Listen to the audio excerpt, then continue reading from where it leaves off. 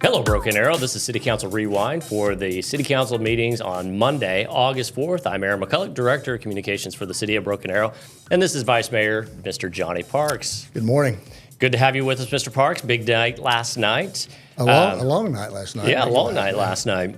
Let's start with the adoption of the manual of fees. So the manual of fees, this is the document that outlines and establishes all the rates that the city puts forth for its services, everything from permits and applications on the community development side to rental fees to the utility rates for those 6 services that we provide.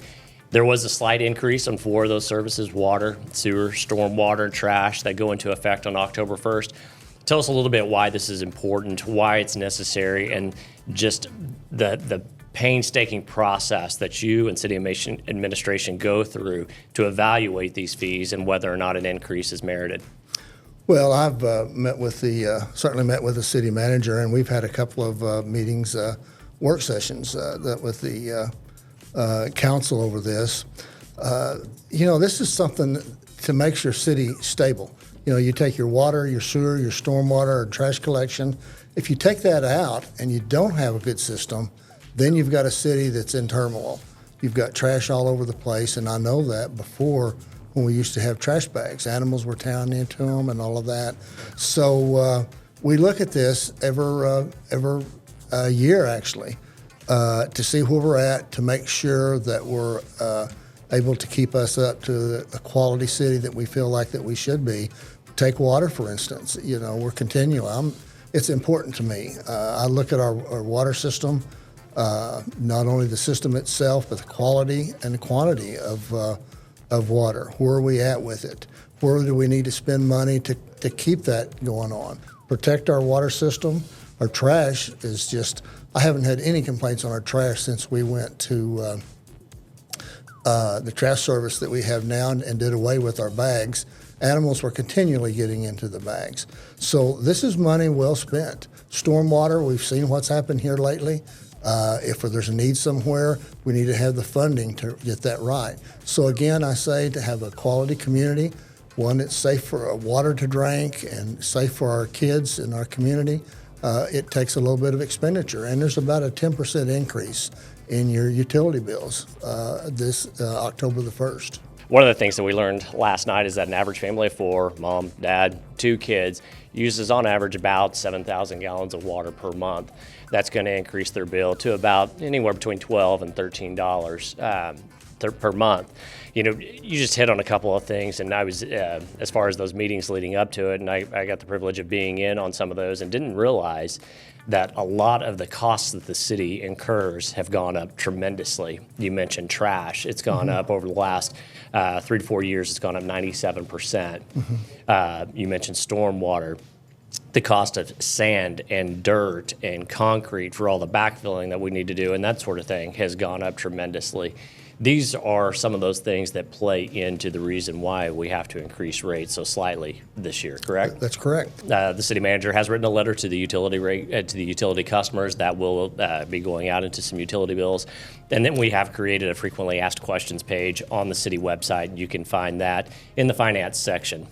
All right, let's talk about a residential street rehabilitation project. You awarded a contract last night, you and your fellow council members. This is for the College Addition Phase 1. This is about 5 blocks between Main and 5th Street and Detroit and Greeley, just north of the Rose District here.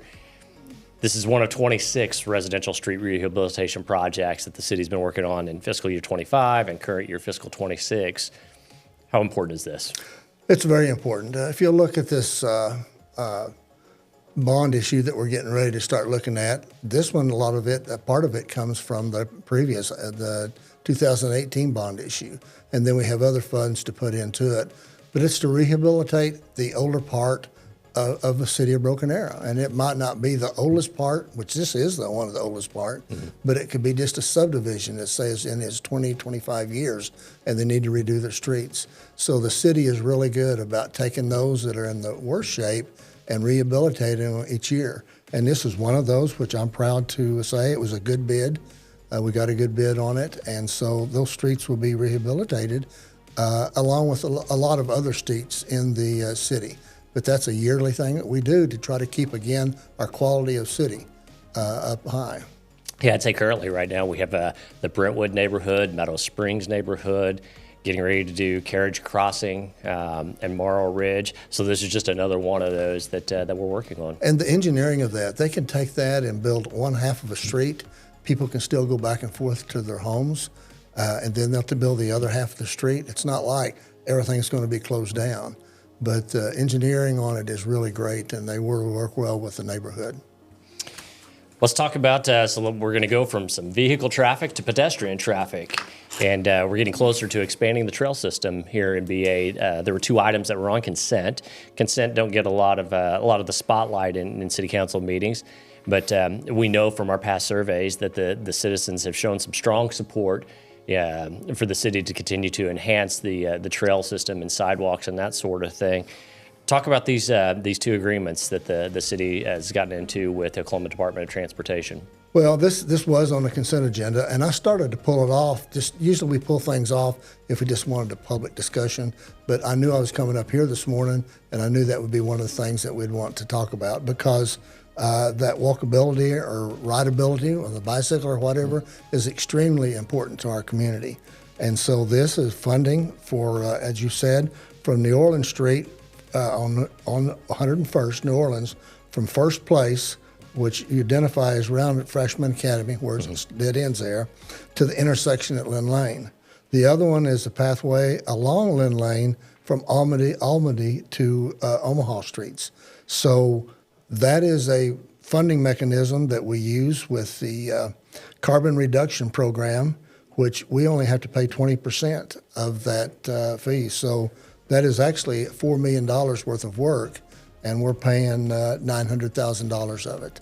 And the government's coming up and paying the rest of it. So I'm excited about that. Anytime anymore you can get something for free or nearly free, you have to grab it.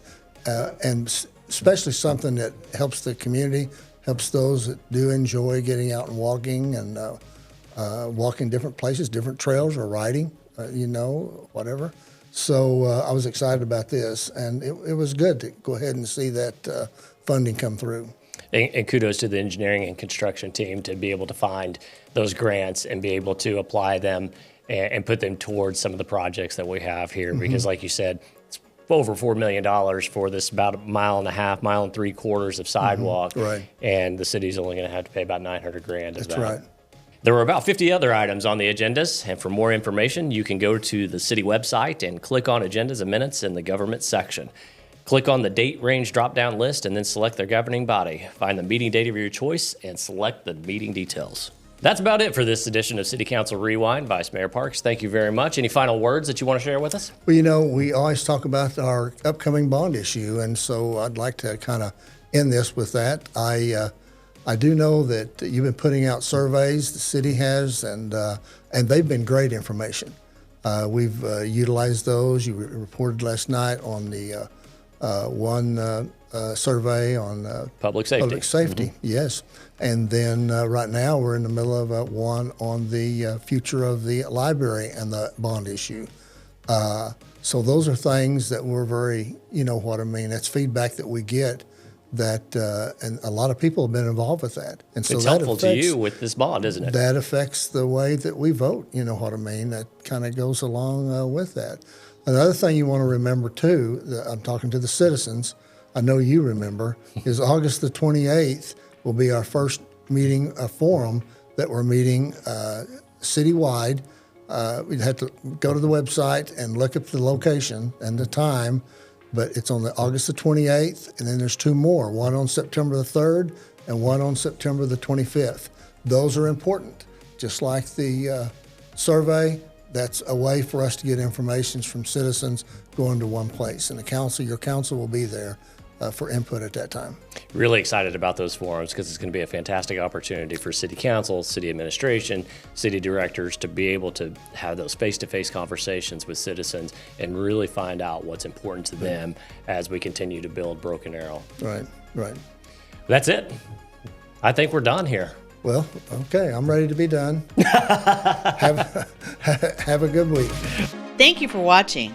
This is a production of the City of Broken Arrow, the city where opportunity lives.